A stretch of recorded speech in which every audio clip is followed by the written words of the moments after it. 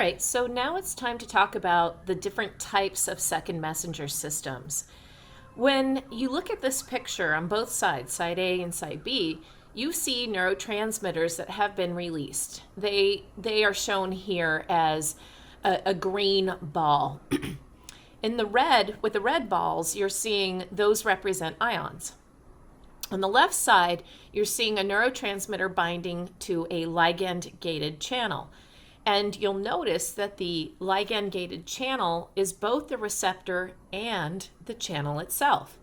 These types of receptors that also have a lumen inside them that open when the ligand binds are called ionotropic, meaning that when they open, ions flow.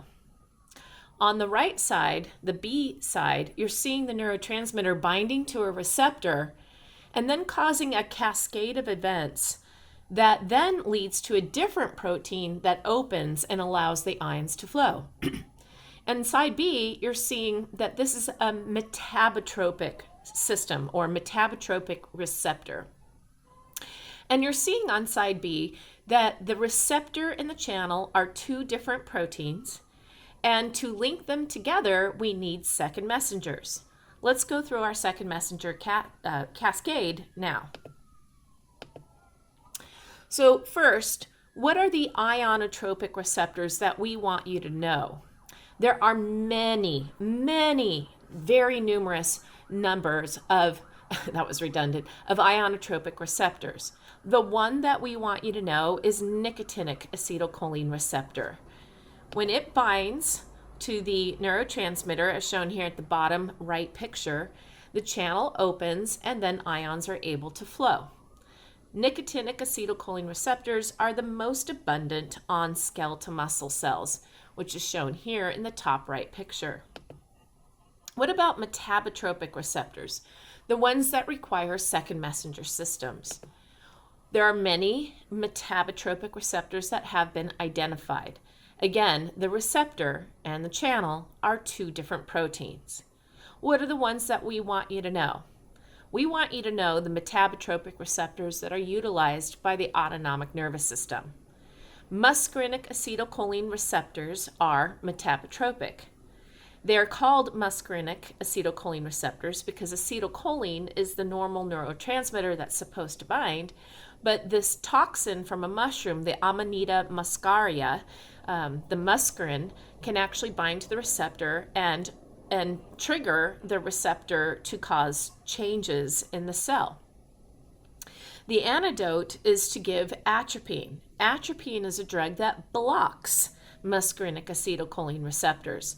Therefore, the muscarine cannot get to the receptor because it's already occupied and can't produce deleterious effects.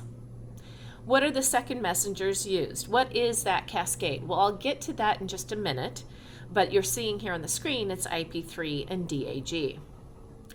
Other receptors that are metabotropic are going to be alpha and beta adrenergic receptors.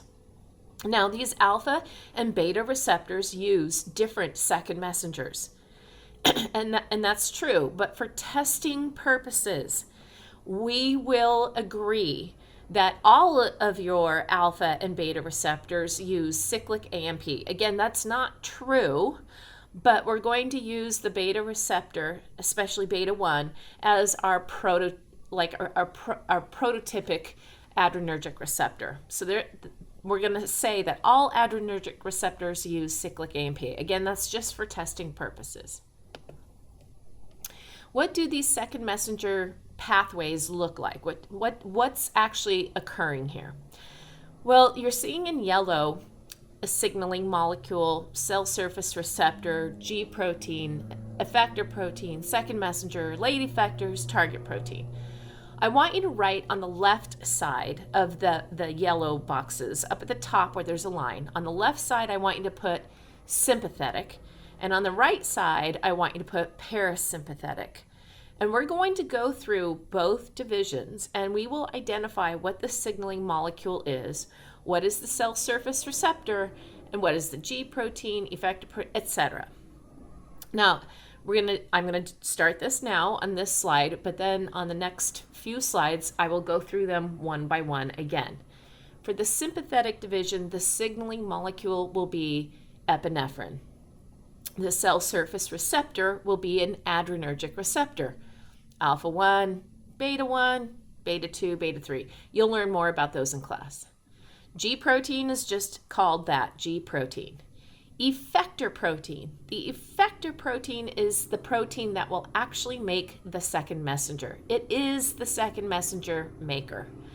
The effector protein for the sympathetic division is going to make cyclic AMP. So the effector protein is going to be adenylyl cyclase. Then the second messenger is cyclic AMP. The late effector is going to be a kinase. It's always a kinase. A kinase is an enzyme that phosphorylates other proteins. And when proteins are phosphorylated, it changes their activity.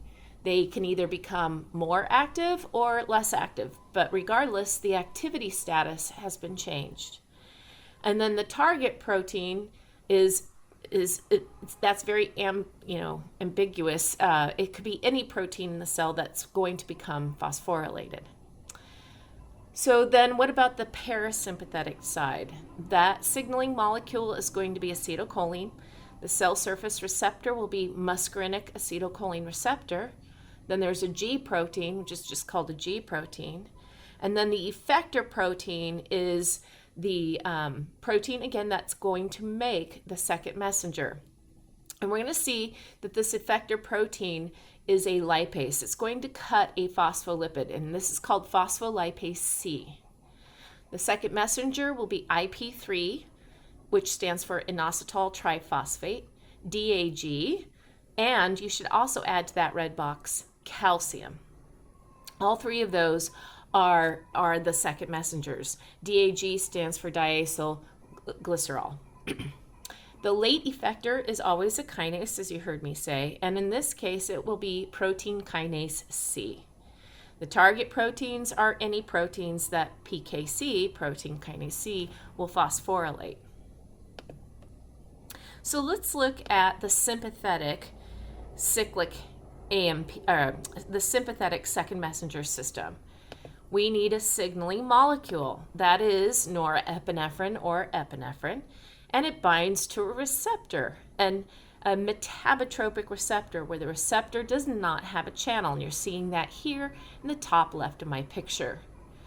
When epinephrine or norepinephrine binds to the adrenergic receptor inside the cell, it activates a G protein cascade.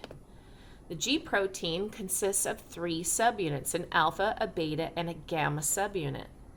The alpha subunit breaks away from the other 2 and binds a high energy molecule called GTP. Then it goes to adenylyl cyclase. This is the effector protein. This is the protein that will make the second messengers. And adenylyl cyclase will create cyclic AMP. When the intracellular cyclic AMP levels rise, we're going to see the activation of a kinase, protein kinase A. This kinase is going to go around. Once it's activated, the regulatory subunits break away from the catalytic subunits, shown here as R and C, regulatory versus catalytic. The catalytic subunits are the ones that will actually phosphorylate the proteins. The late effector, protein is the protein kinase A, and then the target proteins are, in this case, a channel, a potassium leak channel. And in this example, if it's phosphorylated, the leak channel actually closes. This would trap more positive charges inside the cell. This would be found, say, this example is an example of the heart. So if potassium is trapped inside the cell and the inside of the cell becomes more positive, then this is what actually causes the depolarization to occur more rapidly, leads to an action potential, leads to a mechanical event that we call a heartbeat. And this is the actual molecular reason why your heart rate increases when norepinephrine hits the heart cell membranes. What about the parasympathetic division? How does that slow heart rate? Well, up here in the top left, you're seeing the metabotropic receptor, muscarinic acetylcholine receptor binding to the signaling molecule, acetylcholine. This activates a G protein, and then the G protein activates the effector molecule.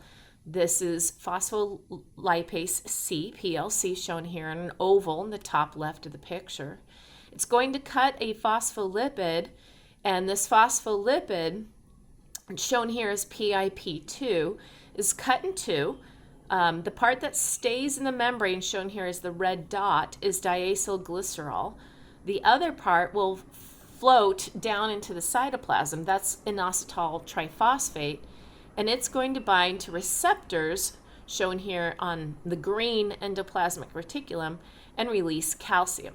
So all three, DAG, IP3, and calcium, they are the second messengers.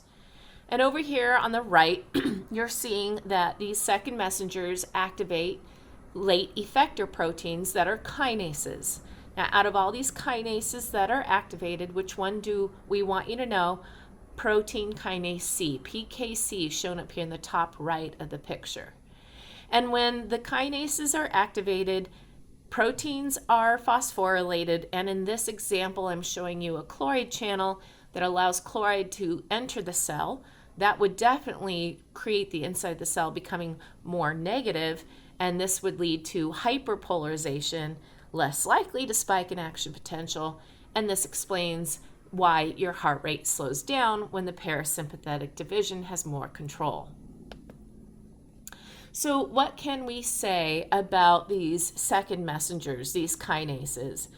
The neurotransmitter that binds to a metabotropic receptor. It activates different series of enzymatic steps.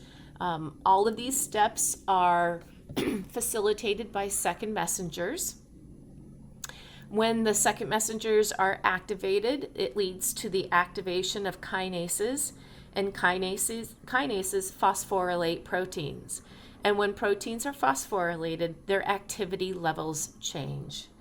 We can even see that these phosphorylated proteins can go into the nucleus and alter gene expression, like unwinding DNA so that the gene is more likely to be expressed, or winding up DNA even more tightly so that genes are not expressed. So these second messengers not only change the activity levels of current proteins, but can also change the level or the amount of gene expression. And when we come back, we're going to talk about drugs and toxins that can stimulate receptors or block them. And if we're talking about skeletal muscle or smooth muscle or heart muscle, muscle is muscle. If it's overly stimulated, it can hold a tetanic contraction, and this would lead to spastic paralysis, meaning the muscle is held in a flexed state, or contracted state, I should say, and then you can't move. Versus if it's a drug or toxin that blocks a receptor, then the skeletal muscle or smooth muscle or cardiac muscle can't have an action potential, then it can't have a mechanical event, and that leads to flaccid paralysis.